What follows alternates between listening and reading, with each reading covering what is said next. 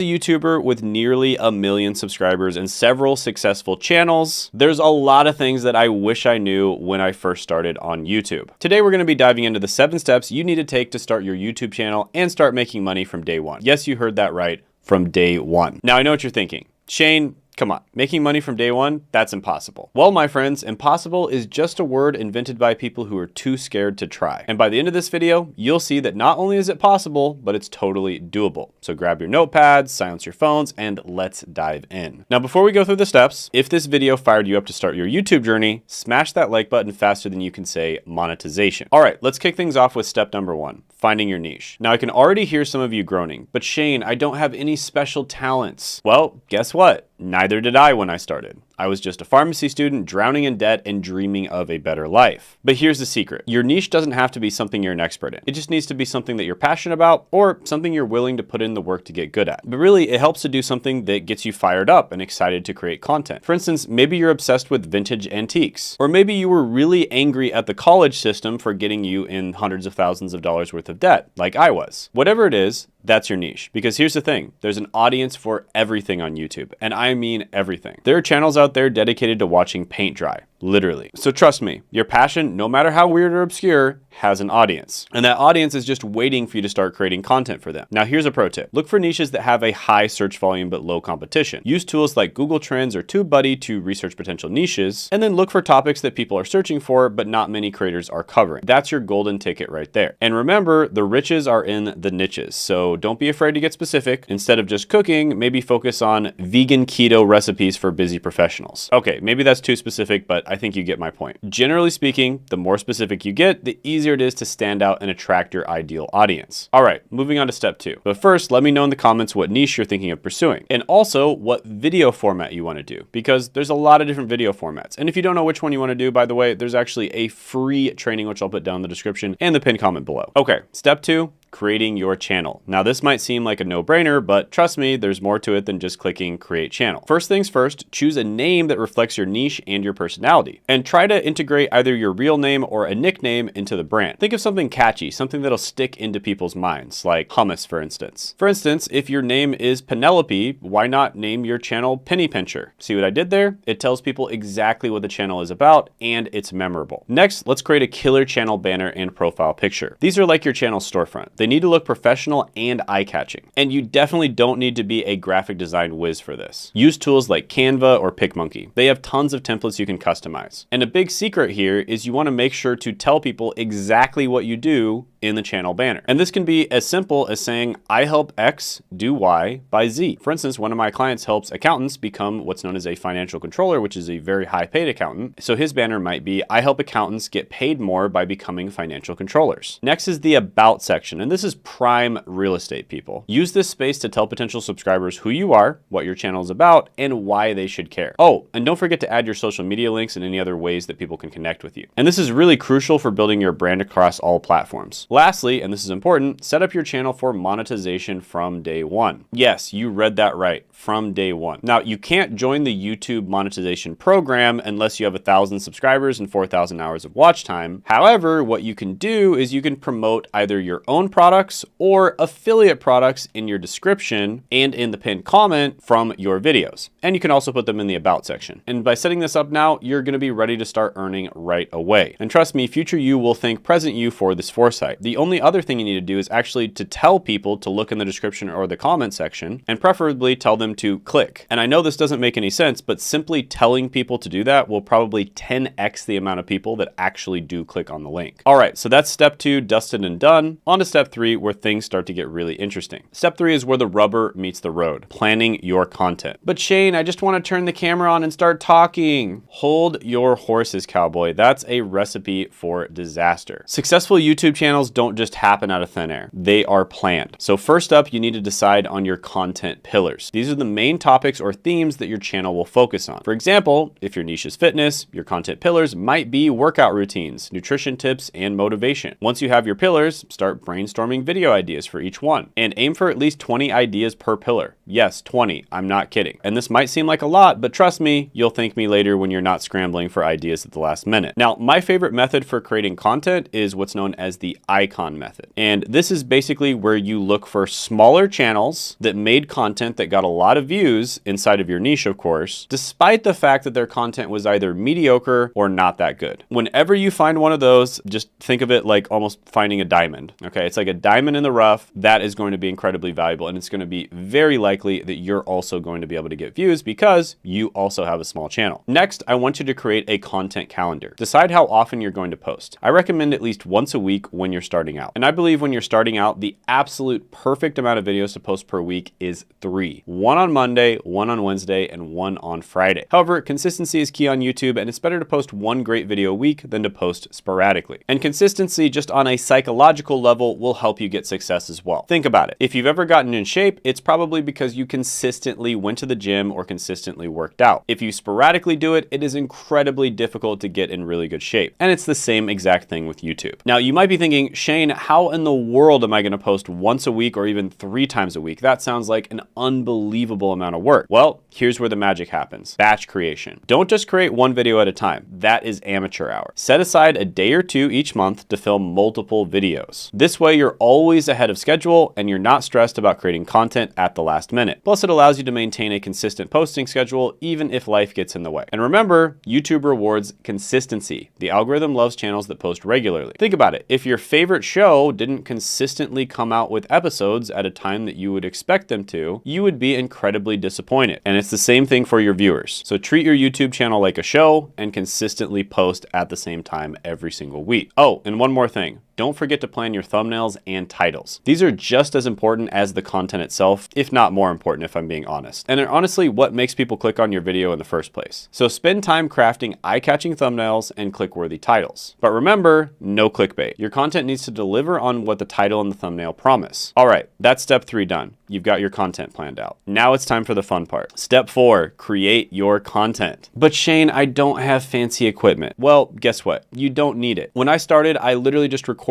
my computer screen at the local library because I didn't have a phone or a computer. And then when I really started taking YouTube seriously, I was filming on a potato. I mean, an old camera. And look at me now, still filming on a slightly newer potato, just a little bit nicer. No, but seriously, don't let equipment hold you back. Your smartphone is more than enough to get started. I know channels that have gotten to 5 million subscribers just filming on their smartphones. What matters most is the value you're providing, not the quality of your camera. Now let's talk about scripting. Some people like to wing it, but I recommend at least having an outline. It keeps you focused and ensures you cover all the main points. However, as a total beginner, I don't recommend making scripts word for word. It's incredibly difficult to read your scripts out word for word, plus it comes across very unnatural on camera as well. So by making an outline, you will get the structure of your script down, and then you can kind of just talk about it off the top of your head. Plus, it helps you avoid those awkward and ah moments. Now, when you're filming, remember the 3 E's: energy, enthusiasm, and engagement. Bring the energy. YouTube is not a radio. People are watching you, so show enthusiasm for your topic. If you're not excited about it, why should your viewers be? Now, you don't have to be a dancing clown or anything like that, but show a little bit of excitement and engage with your audience. Talk to the camera like you're talking to a friend. Use phrases like "you guys" or "let me know" in the comments because it makes viewers feel like they're a part of a community. Now, here's a pro tip. The first 15 seconds of your video are absolutely crucial. That's when most people decide whether to keep watching or click away. So start with a bang. Tease what's coming up in the video, make a bold statement, ask a provocative question, establish your authority on the subject. Oh, and don't forget to ask people to subscribe. I know, it feels awkward at first, but trust me, it works. Just don't overdo it. Which, by the way, subscribe. And you can do it once throughout the video and that should be enough. All right, that's the basics of content creation covered, but we're not done yet. The next step is where things get really interesting. Step 5 is all about optimization. This is where we make the YouTube algorithm our best friend. Now, first things first, let's talk about titles. Your titles need to be 2 things: catchy and searchable. It needs to grab people's attention, but it also needs to include keywords that people are actually searching for. So you can use tools like TubeBuddy or vidIQ to research popular keywords in your niche. I personally prefer vidIQ. I think it's amazing. And then I also use another keyword research tool called Keywords Everywhere because it'll show you how many people are searching as you actually type in keywords on YouTube. Then incorporate these keywords into your title in a natural way. For instance, instead of "how I lost weight," you could try try how I lost 30 pounds in 30 days, my weight loss journey. See the difference? The second one is more specific and it includes searchable terms.